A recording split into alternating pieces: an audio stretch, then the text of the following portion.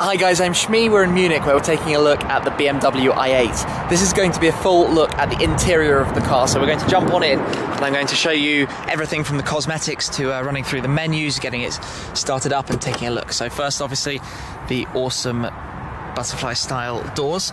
Now as you get in, you have a pretty high sill here that you've got to get over to get into the seat, so it's a little bit awkward, but it is very nice when you're inside and you're greeted by this BMW i display. So let's close the door. So the first thing, electronic door release button here, releases it, pops up. Obviously the usual lock unlock, door mirrors, boot, folding mirrors, petrol cap, lights, all that stuff. Obviously dip indicators and things on there. Cruise control on the steering wheel here. Very nice steering wheel. Love this sort of silver trim line that follows it round. And obviously the blue i-style ring in the centre.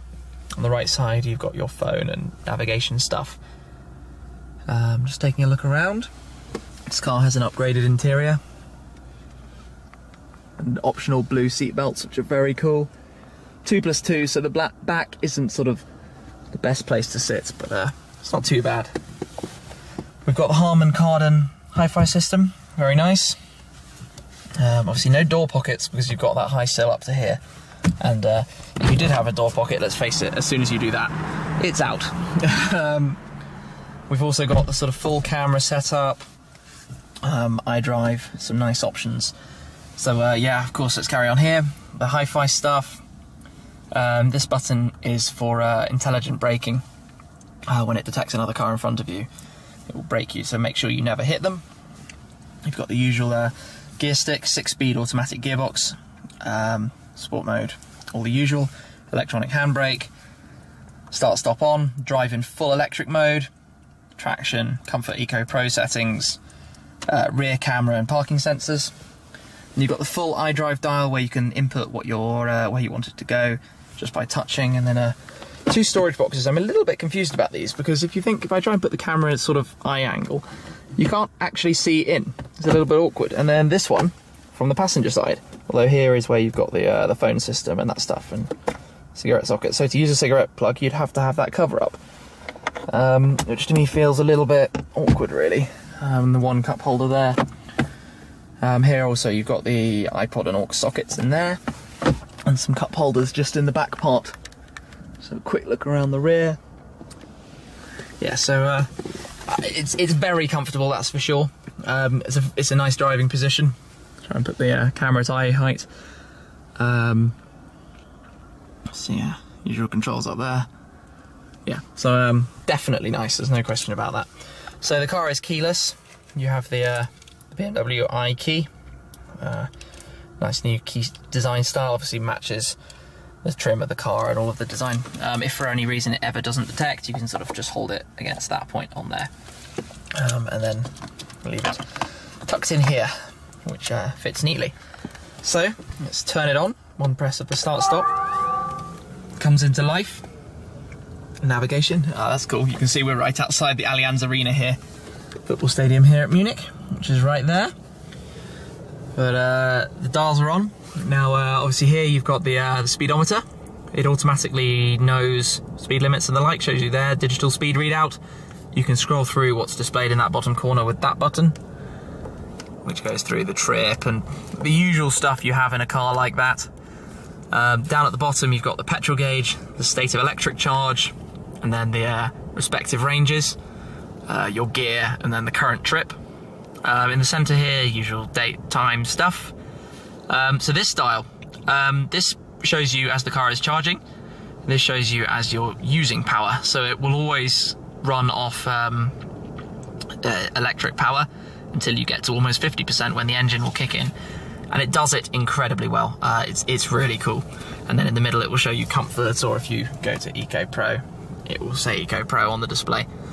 So it's very self-explanatory, and it's very nice and works very well. And if I just push it over to Sport, oops, sorry, press the button.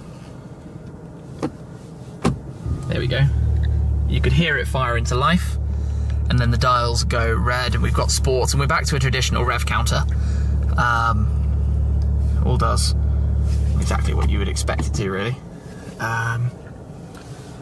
It's nice. And if you press the eDrive button, it says max eDrive at the bottom, and basically it will always be an eDrive unless you really are pushing it on, and then you press P to put it back into park, of course, so we're not going anywhere. So the nav system, this is a bit of a first play for me, so you'll have to excuse me if I'm a little bit slow on anything. Menu, pulls up the menu. You've got all the usual stuff you'd want in here, multimedia, pick up your iPod, hit back, radio, telephone, pretty self-explanatory. Navigation, again, it's much of what you'd expect from this kind of thing. You can scroll through various settings. What am I doing here? Yeah, all exactly what you would expect from it. The screen is really big, very nice. Gosh, it's quite a lot to see and learn. Probably tons of settings you can play with as well. Gosh, yeah. So it looks like you can pretty much have what you want. Instrument cluster, display settings. Yep, there's a head-up display. I don't know if the camera can see that actually. Yeah, it looks like it can just about. It shows the speed, your current speed, the speedo, and a bunch of other things. Probably if I make it brighter, there we go. That's very obvious. So there's a lot of fun stuff to look through here. If you're like me and you like being able to set things up exactly how you want, you're going to enjoy this. And then obviously the usual shortcut hotkeys to get straight to things you want. So my opinion of the interior is very much like the, you know, a BMW. Everything is how you want it and where you want it, and it's very convenient and practical and nice. I love the look of the look and feel of the wheel. The paddles, didn't talk about them yet, sorry. Fixed to the wheel, down on one side, up on the other. There's a nice feel. We've been out for a drive, so there'll be some content about that. But yeah, that's the inside of the BMW i8. Obviously brake and accelerator pedals down there. But yeah, what do you think? I think it's pretty cool. Anyway, that's enough for the interior of the BMW i8. Make sure you're subscribed. Check out the video with more information about the performance and specs of this car, and of course my first driving impressions. Anyway, that's it for right now. I'll catch up with you again very soon. Cheers. So that on its own is enough for 0 to 62 miles an hour, 100 kilometers an hour in 4.4 seconds. Yeah, the combustion engine springing into life. It's turned on and away. For this tour, the R8 V10 Plus. Power is boosted 25 horsepower up to 500.